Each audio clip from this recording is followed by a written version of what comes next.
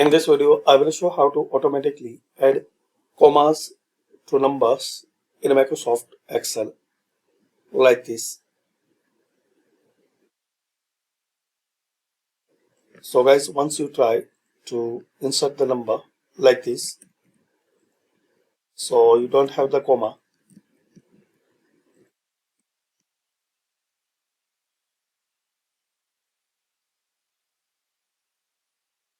So easy way, select it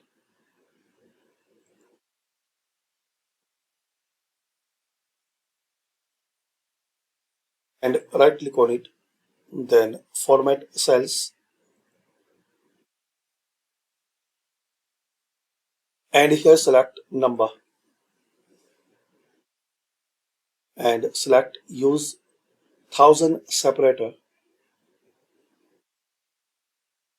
Select this one 1000 separator as comma and make 0. Decimal places make 0. Then click on OK.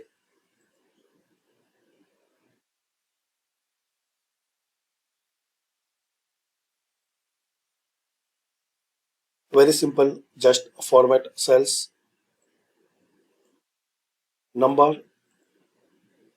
and select this option. Then click on OK.